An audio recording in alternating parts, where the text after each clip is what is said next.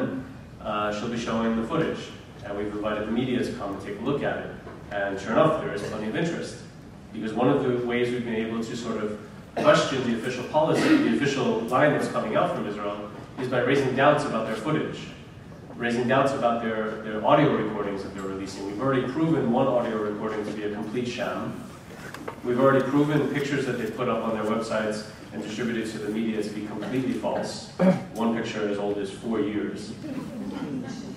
And we're working currently on disproving or showing how some of the infrared footage has been doctored and may not even have been taken, that footage may not even have been taken on the night in question. It may have come from training exercises.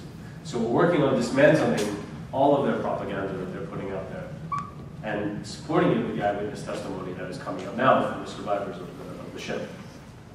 But we also had diplomatic success as well. I don't recall a time in this conflict where there has been such immediate criticism, immediate condemnation of what Israel did. We had, the day after the attack, French Foreign Minister and French President Sarkozy coming out condemning the attack. We had statements coming out from Sweden, from Spain, from, of course, Turkey, from throughout, as the days passed, from Europe, throughout the rest of the world. Even when Gaza was under attack, during Operation Cast Lead, there was hardly a response of this kind. Again, there's kind of a cynical, ugly side to it, right? Which is that the lives of Palestinians are not worth as much as the lives of foreigners. And we have to call that out. Every time we have to call that out. And we do. President Obama, not to give him too much credit, but he even canceled, and although the media spin and the public announcement was that Netanyahu canceled the meeting with him, my sources in Washington tell me it was the other way, that it was Obama who canceled the meeting, that there was no way he was going to be shaking hands and taking photos with Netanyahu on the White House lawn the day after this attack took place. I think we need to not necessarily applaud or give congratulations for the president for that, but what we need to do, is keep the pressure up. Unfortunately, the statement from the United States so far about the deaths on the boat are that they are regrettable. And just to give you something to counter, sort of contrast that with, the statements by Helen Thomas were called reprehensible.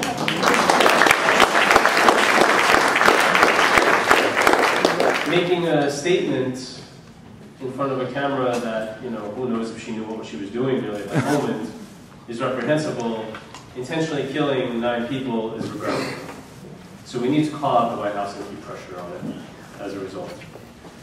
And frankly, I think that there was a mistake made, with good intentions perhaps, when the Security Council convened its first meeting, the one that went late into the night, the first night after the ship was attacked. And I think it was a mistake because although they met for a long time and ultimately came out calling for an investigation, the statement was very weak.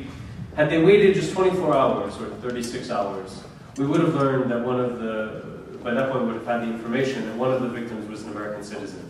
And that could very well, without hoping for too much, have changed at least part of the US position during that Security Council meeting. So although the Security Council took the issue up right away, it perhaps was a strategic mistake until we knew the identity of those who were killed.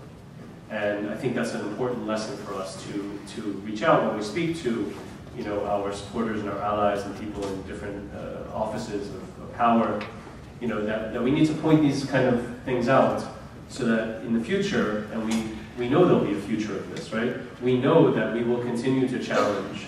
We know that there will continue to be protests and demonstrations in the West Bank by Palestinians, by their foreign international supporters, and even by their Israeli supporters. And we know that there'll be more votes, so we have to be prepared for the future. That's something else to take into account. So far, we need to keep pushing the United States. It's already moved in its position. Its first position was for an Israeli investigation. Now it's moved to a position of an Israeli investigation, impartial, with an American observer. when Ban Ki-moon later this week called for an independent investigation that he was going to appoint a team with an Israeli, an American, and a Turkish observer, that was also something the United States started supporting. So we've seen movement in the American position, I believe because of the pressure we're keeping up on them, on this administration. So we need to keep doing that. Now, things are different today than they were before the ships went. The blockade is now an issue. The reality of people's lives in Gaza are an issue that people are paying attention to. All this propaganda and bogus information about that there's not a humanitarian crisis in Gaza, all of that is being exploded day by day as more and more information is coming out. When President Obama says there's a humanitarian crisis in Gaza, do they expect on Fox News that people are going to listen to Charles Krauthammer instead of President Obama? And anyway, we have Jon Stewart on our side. We just got to get him on the next boat. So if anybody, tell him we want him. So now we have to think about the next steps and what is needed. We, Free Gaza, with our partners, and we had 5 organizations, including IHH, the Turkish organization, but we also had 4 others, joined together to form this coalition.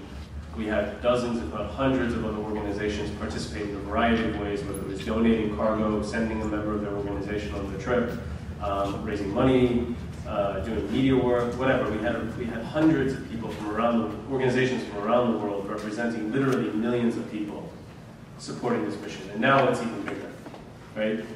In the last week, we've had offers from everywhere from Hong Kong to Chile to Brazil to Iceland to you name it. We've had people offering to organize a ship, to raise money, to send cargo, whatever. This is truly a global movement.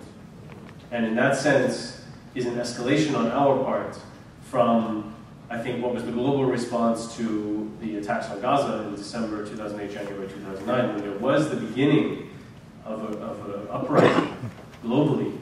You could call it a global intifada. I think that's not too strong of a term to use at this point. Of what we're seeing is complete outrage, complete disgust with ongoing Israeli brutality, not only against Palestinians, but now increasingly against foreign civilians, foreigners who seek to help, to seek to bring support, who are working for peace and who are working for justice, or peace with justice.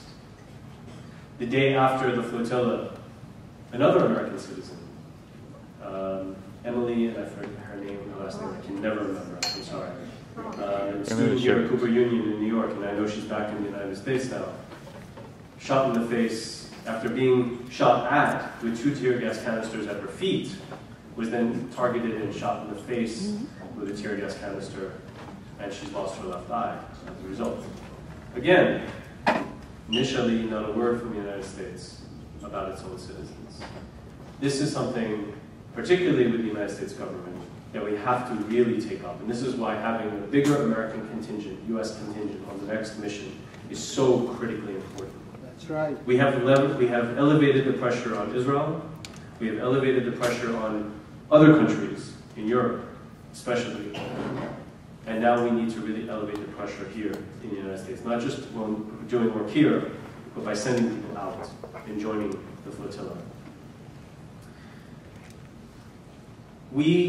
To give an honest assessment of where we stand right now as Free Gaza and as our coalition, while there has been tremendous support coming forward from around the world and offers of support, as Anne mentioned at the very beginning of her statement, it really is something extraordinary as an activist group without an office, maybe even now without a bank account, because it seems that Cyprus has given into pressure and is closing our bank account in Cyprus. That we were able to raise the money for the ships that we did for this last mission. But now we have no ships. Well, we have one, the Challenger 2, that was sabotaged and is still being repaired. But aside from that one small ship, we actually have no ships right now. None of our partners do. So we have to start anew. We have to build our fleet again. We hope through legal action and diplomatic pressure to be able to get the ships back, the ones that Israel's